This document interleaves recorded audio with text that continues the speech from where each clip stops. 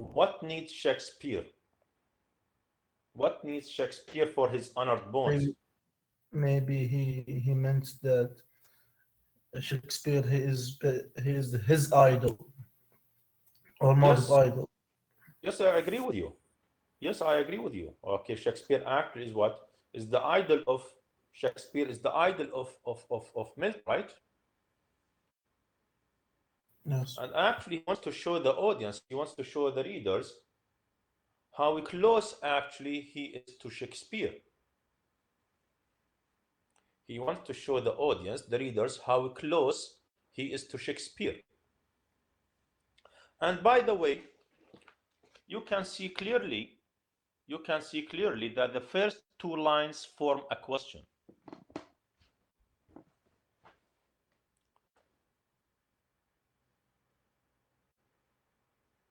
The first two lines form a question,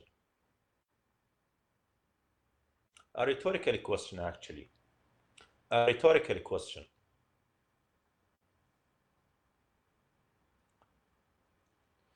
And and I'm pretty sure that you know that not every single line in a poem form a sentence, right? Not necessarily. Not necessarily in every single line in a poem طبعا forms what? A sentence.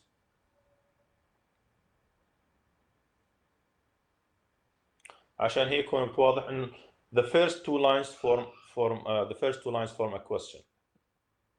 Okay, the third and fourth lines form a question, another question. The fifth and sixth lines actually form another question. The seventh and eighth lines form a sentence. واضح؟ وبعديها إلى نهاية القصيدة one sentence, by the way. So we have about 5 sentences in this poem. We have 5 sentences in this poem. Okay. The poem actually begins with what? Begins with a rhetorical question. A question that does not require an answer. It does not need an answer, by the way. So the speaker addresses the absent Shakespeare. He speaks to the absent Shakespeare, to the soul of William Shakespeare, if you want to say. Addressing him, addressing his soul, what needs my Shakespeare for his honored bones? The labor of an age.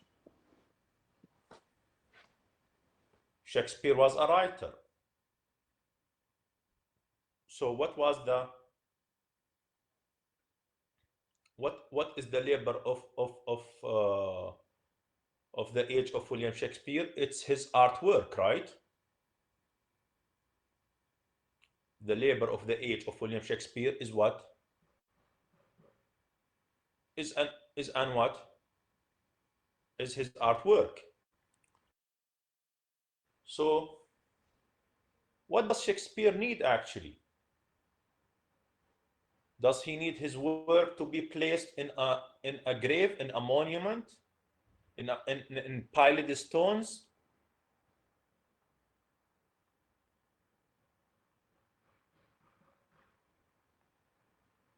Does he need, okay, that his work, his poems, his drama to be placed in piled stones in a grave?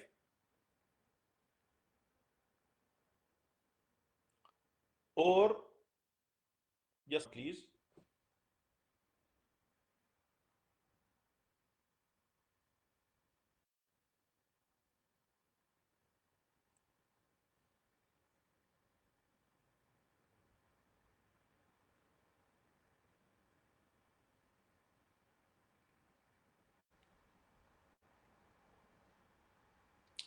اوكي، على ما يبدو في عند الكونكشن هون النهدي مش مزبوط. اوكي, wants to continue for us. يس يا النهدي موجود معنا. Where did he stop? نشوف النهدي اذا ما زال موجود معنا. النهدي على ما يدوش مضبوط. اوكي سعيسي third line. The labor of an age in peeled stones, or that his hallowed relic should be hid under a starry pointing pyramid. Okay, so what does Shakespeare need actually? The speaker, as we have just said, is addressing the soul of William Shakespeare, addressing the absent Shakespeare. Shall we place his honored bones in a grave? His sacred bones in a grave? The labor of an age in piled stones. So, as if the speaker says, shall we place the work of William Shakespeare in piled stones in a grave? It's very clear actually that the speaker does not refer to the body of William Shakespeare. He refers to his spirit. Actually to his work, not to his spirit. Sorry. Yes, it's very clear that the speaker does not talk about the body of William Shakespeare. The speaker actually talks about his work, because it's the labor of an age. Okay, so do we need to place the work of William Shakespeare actually, okay, the labor of his age in piled stones in a grave, or shall we place actually his sacred work, his sacred relics, his hallowed relics in a pyramid that is pointing toward the stars?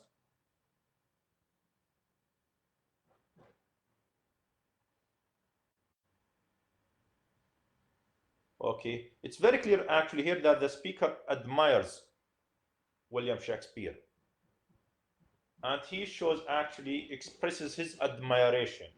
Okay, and he expresses his admiration of William Shakespeare through praising his what? His work. Through praising, okay, speaking highly of what? Of his work. Yes. Any questions so far? If you have any questions.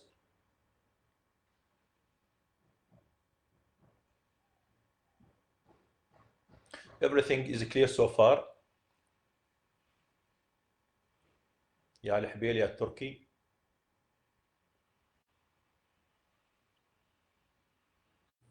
بإذن الله يا دكتور واضح. تمام. Okay, let us continue. Dear son of memory, great heir of fame, what needest thou such weak witnesses of thy name? Okay, dear son of memory. You are the son of the muses actually. You are source of inspiration for the arts. You are great heir of fame. Talking about the work of William Shakespeare, the legacy of William Shakespeare. Dear son of memory. You are the son of the muses actually. احنا we said انه the muses اللي هم the nine sister goddesses طبعا in Greek mythology believed to be what sources of inspiration for the arts. So Shakespeare is just like a goddess, just like one of the nine sister goddesses. He's just like one of the nine sister goddesses. So he is source of inspiration actually. He's source of inspiration for the arts. So he is the son of memory actually. Great heir of fame. What needs thou such witness of thy name? What does this weak witness? What does this poem will add to your greatness? To the fame that you have created for yourself.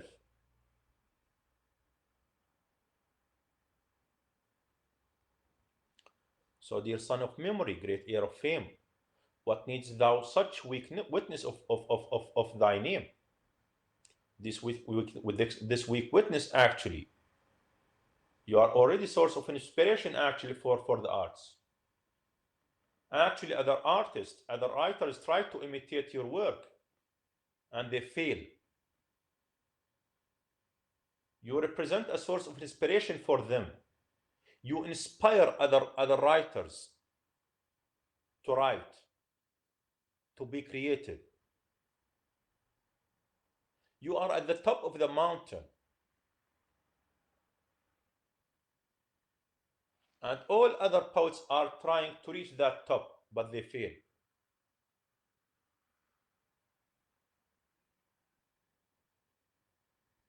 So what needs thou such weak witness of thy name?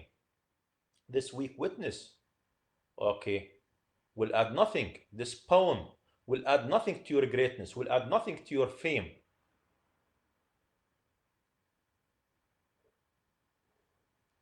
Yes. طبعا, as you can see that the fifth and sixth lines طبعا form another rhetorical question here. Okay, yes, any questions so far? If you have any questions, if you have any questions, anything that is not clear so far.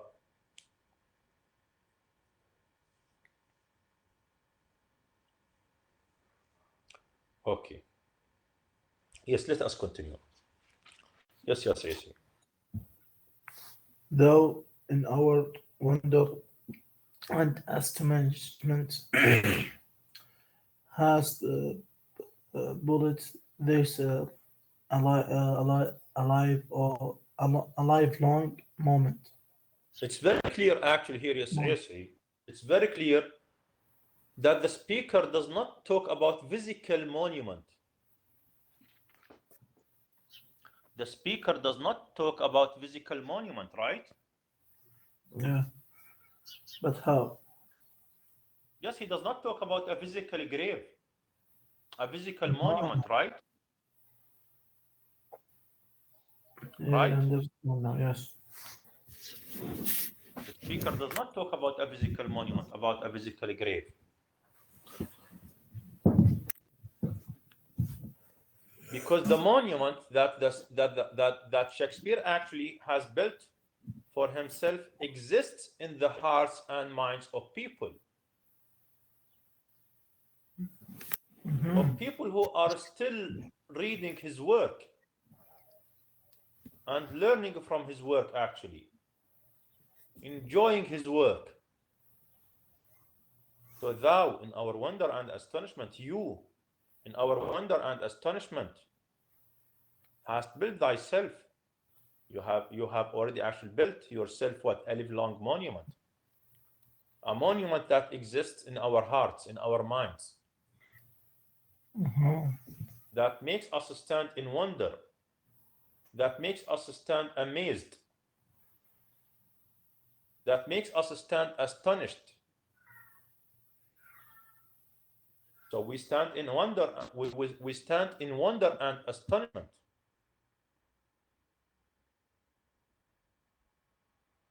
When we read actually the work, when we read the work of William Shakespeare.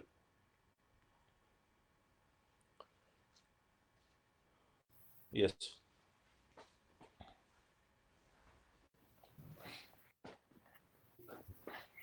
I complete? Yes, any questions? If you have any questions, students, so far? No, it's clear for me now. Okay.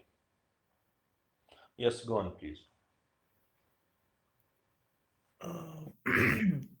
Whilst to the shame of slow and endeavoring art,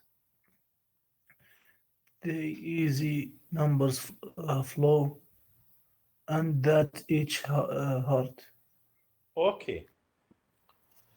For whilst to the shame of a slow endeavoring art. Actually, the speaker who seems to be standing طبعا for John Milton himself, talks about what? He refers to his struggles in writing poetry. The speaker in these two lines, طبعا, who seems to be standing for John Milton himself, refers to his struggles in writing poetry. And saying that it is very difficult, to write poetry. It's not something easy to write poetry. So he talks about his struggles in writing poetry, because writing poetry, as we have just mentioned earlier,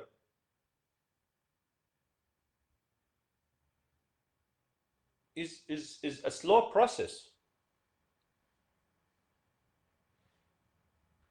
that needs time, dedication, creativity, and patience.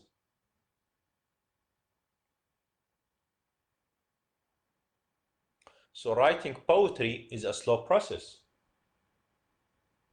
that needs time, patience, creativity, and dedication. They choose the best words, actually. Yeah. Okay, Cecil. Can I complete? So, actually, for whilst the shame of slow endeavoring art, while it's very difficult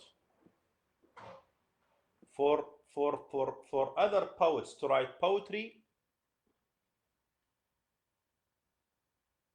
thy easy numbers, your poetry, your verses flow in a very smooth way. And this makes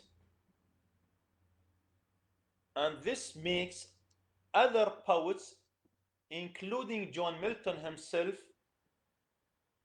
feel shameful.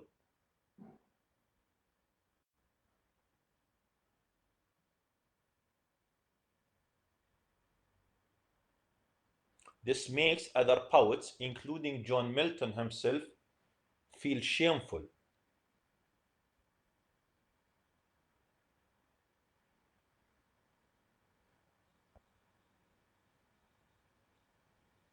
That Shakespeare طبعا could write poetry in a very easy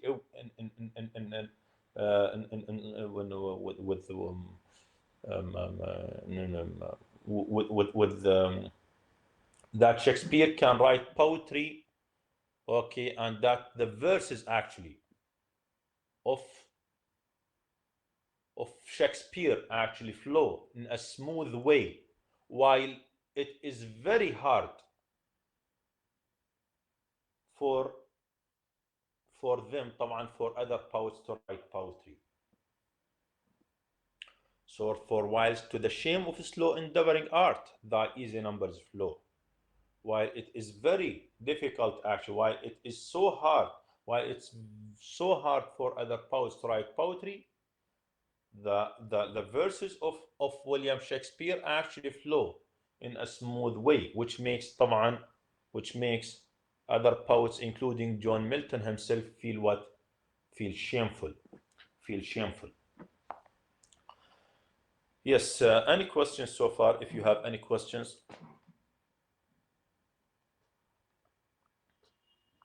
Is there anything that is not clear, guys, so far?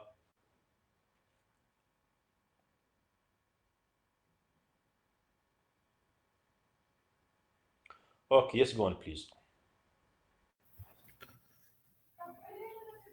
The Delphic lines hath from the leaves of the endeavored book those Delphic lines with deep impression took. Yes, that each heart, each person, each reader has from the leaves of thy unvalued book, has learned from your invaluable work.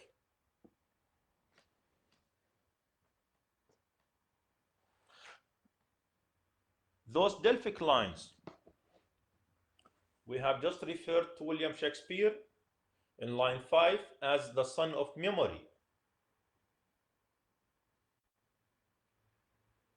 As the son of memory. So he's a source of inspiration for other poets. He's a source of inspiration for other poets.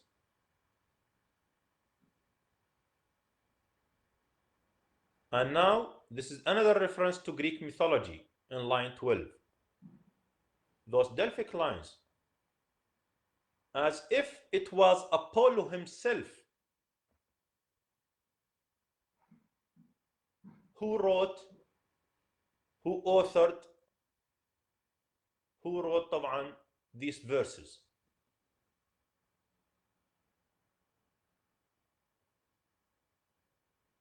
Delphic, as we said, is a reference to Apollo, who is the god of poetry in Greek mythology. So when the speaker says those Delphic lines, referring to the work of William Shakespeare, as if the work of William Shakespeare was written by Apollo himself. So, and that each heart, so each person has already learned from your invaluable work, from your Delphic lines. So that each heart hath from the leaves of thy unvalued book. Those Delphic lines with deep impression took.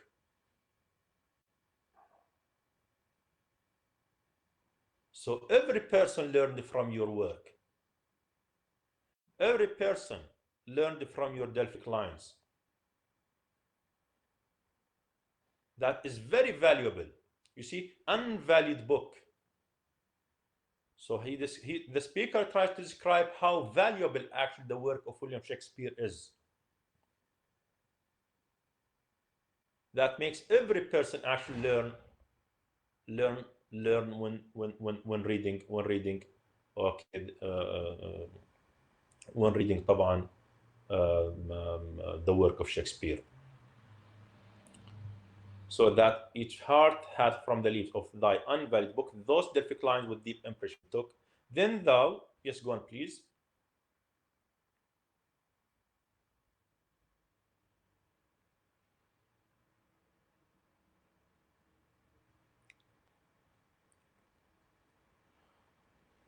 Yes, essay.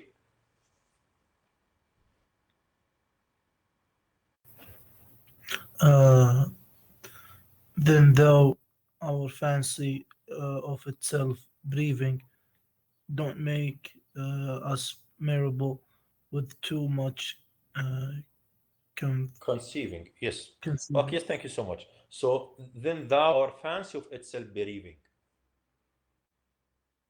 Then thou, our fancy of itself bereaving, dost make us marvel with too much conceiving. So the work of William Shakespeare, the great work of William Shakespeare actually makes us stand in wonder, in thought, in astonishment. Like what? Like marble, like stones, like statues, like monuments. Then thou, our fancy of itself bereaving, dost make us marvel with too much conceiving. The great work of William Shakespeare actually makes us stand in thought, in wonder, in astonishment. Like marble, like stones, like statues, like monuments.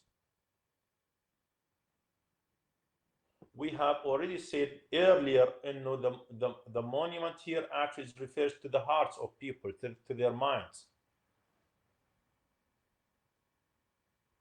So we are just like monuments to William Shakespeare. As readers, we are just like monuments, because his work is placed in our minds, in our hearts. So the great work of William Shakespeare makes us طبعا stand in wonder, in astonishment, in thought, in amazement, like marble, like statues, like stones, like monuments. Okay, like monuments to him. Okay.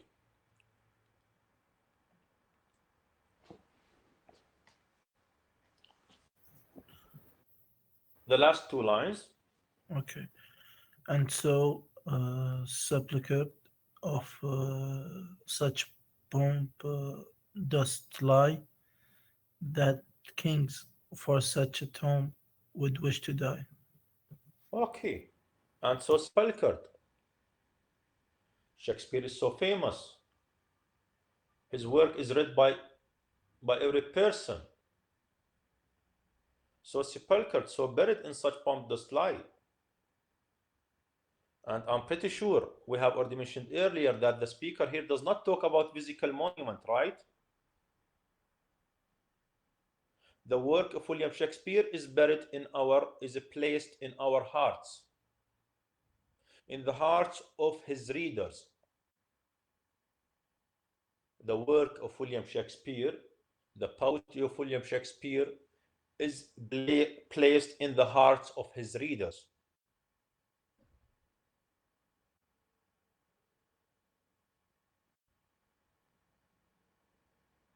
So the greater monument actually here is what? The monument here is reference to the hearts of people. So sepulchred in such pomp dost lie. You lie actually, your work lies in a great monument that is the hearts of your readers. Which makes kings what? Which makes kings jealous and envious actually of the fame, of the greatness that Shakespeare created for himself. That Shakespeare created for himself. Yes. Any questions, students? If you have any questions about this poem, in the end, it's very clear. It's very clear actually that the speaker طبعا expresses his admiration of William Shakespeare through طبعا through praising his work, through praising his poetry. Yes. Any questions? If you have any questions, anything that is not clear.